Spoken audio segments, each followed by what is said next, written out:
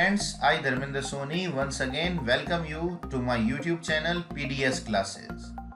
In this video, we are going to talk about the part 2 of the chapter Nelson Mandela Long Walk to Freedom. In this video, we are going to talk about some important lines, question answers, the character of Nelson Mandela. I request you to please subscribe my channel and like and share my videos. Now there are some important lines to remember. First line says it was the site of a rainbow gathering of different colors and nations for the installation of South Africa's first democratic non-racial government. He thanked all the dignitaries who were present there. जितने भी मेहमान 140 countries से आए थे उनको thank you कहा और वो जो पर्टिकुलर सीन था वह उनके लिए एक रेनबो की तरह था. रेनबो मल्टी कलर्ड शेप होता है that is formed in sky. तो जितने भी लोग वहां पर प्रेजेंट थे अलग अलग देश के, उनको देखकर नेल्सन मंडेला को लगा कि it is just a rainbow gathering from the different colours and nation. Occasion था that non-racial government of South Africa was going to be installed on that day. The second line says, I was not unmindful of the fact that not so many years before they would not have saluted but arrest me. Actually, on the oath-taking ceremony, some military officers were also sitting near Nelson Mandela. ये वही officer थे जिन्होंने Nelson Mandela को कुछ साल पहले arrest करके prison में डाल दिया था. But today they were showing that they are loyal to the nation, they are loyal to Nelson Mandela, they are loyal to the country. ये जो चेंज इन एटीट्यूड है वो इस लाइन के थ्रू बताया गया है. तो नेल्सन मंडेला ने कहा कि मुझे वो क्षण भी याद है जब उन्होंने मुझे गिरफ्तार किया था और ये पल भी याद है जब वो कंट्री के प्रति और मंडेला के प्रति लॉयल होने की शपथ ले रहे हैं. Next is I was simply the sum of those African patriots who had gone before me. It is a glowing tribute. इस लाइन के थ्रू नेल्सन मंडेला ने श्रद्धांजलि दी है to those African heroes who sacrifice their life in this struggle against the apartheid. तो उनका ये कहना है कि वो कुछ नए नहीं है. खुद नेल्सन मंडेला उन्होंने अपनी जितनी भी क्वालिटीज है, अपने जितने भी कैरेक्टर्स हैं, उन सभी को उन्हीं हीरोज से गेन किया है. Keeping in mind he struggled and the result is that he is able to get success. तो यूं कहें तो उन्होंने अपनी सक्सेस का और अपने कैरेक्टर का जो क्रेडिट दिया है वो उन मार्टियर्स को या उन शहीदों को दिया है. that has been told by this line. It requires such depth of operation to create such height of character. जितने भी मार्टियर्स और पैट्रियट थे दे वर रियली ग्रेट. और उनकी ग्रेटनेस का कारण है कि जैसे जैसे क्रूअल्टी ऑफ वाइट्स इंक्रीज होती गई, ऑपरेशन बढ़ता गया, उन शहीदों की कैरेक्टर्स और क्वालिटीज भी बढ़ती गई. उन्होंने मल्टीपल एंथुजियाज्म के साथ वाइट को अपोज किया.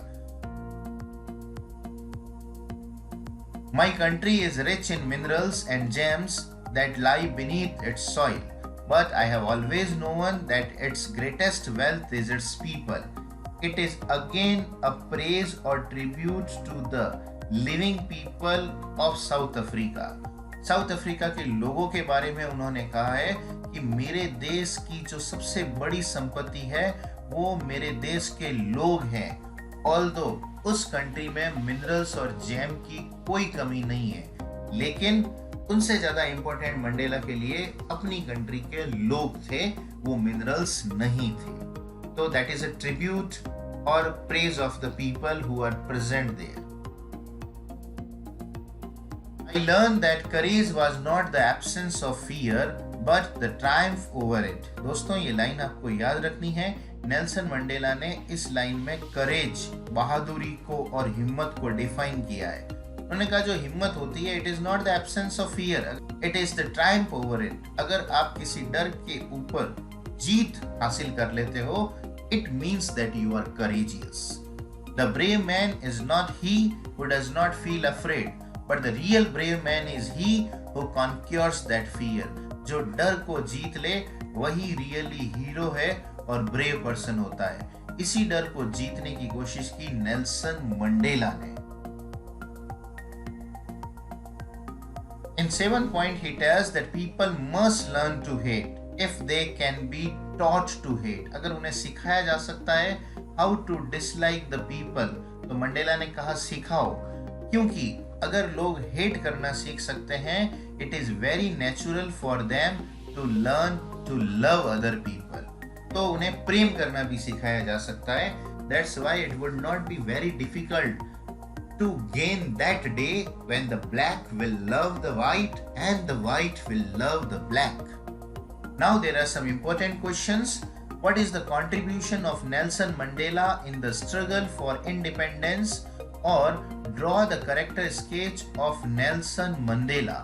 जी हाँ, ये important question है. It is asked to you in long answer type question and it can repeat in your board examination.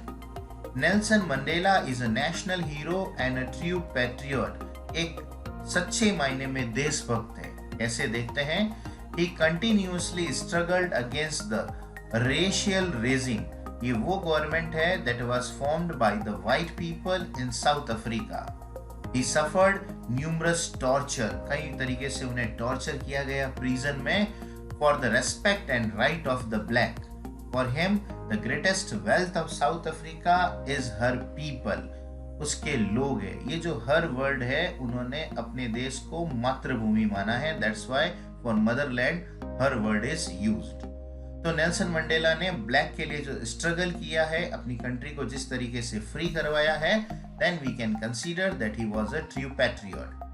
Now we come to the second point. He respect all the martyrs. वो सारे शहीद और देशभक्त who sacrificed their life, Nelson Mandela respect them. And in his speech he played a growing tribute. उन्होंने श्रद्धांजलि दी है to all those martyrs who sacrificed their life in the struggle against apartheid. He called himself the sum of all those heroes. उन्होंने कहा कि मेरे में जो क्वालिटीज और कैरेक्टरिस्टिक्स हैं, वो उन लोगों की ही देन है, वहीं से अचीव किए गए हैं. He himself is not a new person. Third point says he believed in the concept of love to reform oppressor. उनका ये कहना था कि अगर किसी ऑपरेशर को सुधारना है, जो हमारे ऊपर क्रूअल्टी करता है, तो लव से उसे जीता जा सकता है. That's why he told that people must learn to hate if they can learn to hate. If it is so, they can be taught to love, because love comes more naturally to the human heart than its opposite. So that's why love can be a better medium to win over your enemies. And now, when South Africa was united, the people should start to love each other. Answer is continued in the next slide. He had a larger meaning of freedom. Freedom के मायने उनके लिए अलग थे. He didn't want freedom for himself. उन्होंने कहा मुझे आजादी मेरे लिए नहीं चाहिए. But he believed that everyone who was looking like him, हर वो व्यक्ति जो उनके जैसा दिख रहा था, it means black था, he must get the freedom. For the same cause he struggled. His own freedom became the greater hunger for the freedom of his people. पहले अपने लिए आजादी चाहिए थी, then it converted into a hunger, and इस hunger में he wanted freedom for all, सभी के लिए चाहिए. Fifth point says that Nelson Mandela sacrificed his family, his personal life for the sake of nation. अपने देश के लिए उन्होंने अपनी पर्सनल लाइफ को सैक्रिफाइस कर दिया. He sacrificed his life of comfort, आराम की जिंदगी, अपने परिवार को, घर को, सब कुछ को छोड़ दिया, and he jumped into the struggle for freedom. He transformed himself into a national hero, from a frightened young lawyer to the life of a monk. Monk का मतलब होता है साधु, सन्यासी और महात्मा. जो खुद एक तरीके से लॉयर थे, बाद में उन्होंने अपने आप को पूरा ट्रांसफॉर्म करके एक साधु बना लिया, जिनके लिए अपनी कंट्री का जो वेलफेयर था, it was more important then his own welfare. 6th point says that when he became the president, he pledged, उन्होंने कसम ली that he will liberate his people, अपने लोगों को आजाद करेंगे। किससे? From poverty, from deprivation, from suffering, from gender discrimination and all other type of discrimination. तो overall Nelson Mandela represent the characteristics of tolerance. Tolerance का मतलब होता है वह सहन शक्ति को रिप्रेजेंट करते हैं। इतने साल संघर्ष करना, जेल में रहना, I think no other man is able to do. He represent courage. Courage का मतलब होता है वह साहस को रिप्रेजेंट करते हैं। And he represent perseverance. Perseverance का मतलब होता है to move forward in life, जिंदगी में आगे बढ़ना without caring of difficulties. That is all the characteristics of Nelson Mandela. Now there are some other important questions. Nelson Mandela in his inaugural speech used these words. पहला word उन्होंने use किया that it was an extraordinary human disaster. Disaster का मतलब होता है विपदा और मुसीबत। तो वो विपदा और मुसीबत क्या थी? And the second is it was a glorious human achievement. Achievement का मतलब होता है उपलब्धि। यह एक बहुत बड़ी उपलब्धि थी। वो उपलब्धि क्या थी? इन दोनों के बारे में आपको बताना है। Let us first talk about the extraordinary human disaster. It was the rule of apartheid in South Africa. Black people को ऑप्रेस करना, the superiority of the white, ये जो पॉलिसी थी, that is known as the extraordinary human disaster. This disaster of racial discrimination brought oppression, deprivation, cruelty and suffering for the black people of South Africa. The black people were not allowed to visit the places that were reserved for the white. The black led a life of humiliation. Humiliation का मतलब होता है अपमान। Black लोगों की जिंदगी अपमान से भरी हुई थी। क्लास 9th में आपने पढ़ रखा है। They were restricted at many places. उनके चर्च, हॉस्पिटल, लाइब्रेरीज, बसेज सब कुछ अलग होते थे। Even they were not allowed to visit the beaches that were reserved for the white. तो बड़ा ही एक अजीब सी स्थिति हो गई थी। That was the extraordinary human disaster where one human being was considered superior and other was considered as inferior. Wow, what an irony of human being. Second is glorious human achievement. वो बड़ी उपलब्धि क्या थी? It was the freedom of South Africa. It was freedom from the rule of apartheid. Apartheid के rule से आजादी ही क्या कहलाती है? Glorious human achievement. At last, on 10th May 1994, after more than 3 centuries of white rule, Nelson Mandela's African National Congress Party won the election. Nelson Mandela became the first black president of South Africa. Now, the coming into power of non-racial government was a glorious human achievement. पहली बार non-racial government बनी जो न black की थी न white की थी, but it was a government for all. That's why it is called the glorious human achievement. Next question asks you, which twin obligation does Nelson Mandela mention in the lesson? Twin का मतलब होता है दो, obligation का मतलब होता है moral duty. एक व्यक्ति की दो प्रकार से moral duties होती है, वो क्या होती है? Why were he and the rest of the black not able to fulfill those obligations? इन दोनों कर्तव्यों को black people और मंडेला initially नहीं निभा पाए, क्यों? Nelson Mandela tells that every man has twin obligations in life. The first obligation of a man is to his family, to his parents, to his wife and children. इनके प्रति जो आपकी duty होती है वह आपका पहला ऑब्लिगेशन है। सेकेंड ऑब्लिगेशन होता है आपका अपने लोगों के प्रति, अपनी कम्युनिटी के प्रति और अपने देश के प्रति। इन दोनों ऑब्लिगेशन को अ मैन मस्ट फुलफिल, पूरा करना चाहिए। अब साउथ अफ्रीका में क्या स्थिति हुई थी before the freedom of south Africa? But in south Africa it was impossible for a man like Nelson Mandela, यानी जो भी लोग थे जो ब्लैक थे उनके लिए इम्पॉसिबल था for other black to fulfil those obligations. If a man tried to live as human being, he was punished and isolated. अगर आप इंसान की तरह जीना चाहोगे तो आपको पनिशमेंट दिया जाएगा, आपको अकेला करके जेल में डाल दिया जाएगा. If any person in South Africa tried to do his duty to his people, अगर किसी ने अपने देश और अपने लोगों के प्रति कुछ कर्तव्य निभाने की कोशिश की है, he will be forcefully separated from his family and his home. He was forced to lead a life of secrecy and rebellion. Nelson Mandela placed his people above his family. जब उन्होंने अपने सेकंड ऑब्लिगेशन को fulfil करने की कोशिश की, he was stopped from fulfilling his duty that was his first obligation. उसको उन्हें पूरा नहीं करने दिया, इसका मतलब उन्हें प्रिजन में डाल दिया गया था. In attempting to serve his people, attempt का मतलब होता है ट्राई करना, कोशिश करना. अपने लोगों को सर्व करने के चक्कर में Nelson Mandela was prevented from fulfilling his obligation as a son, as a brother, as a father and as a husband. It means he was put in prison.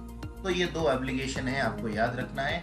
और साथ में याद रखना है कि the white were so cruel that they did not allow any revolt or they suppressed the black revolutions or their attempt to gain freedom. Now, next question says there are different meaning of freedom. It is the most important question of your text. सबसे अच्छा और सबसे important question है. It is asked to you in long answer type question.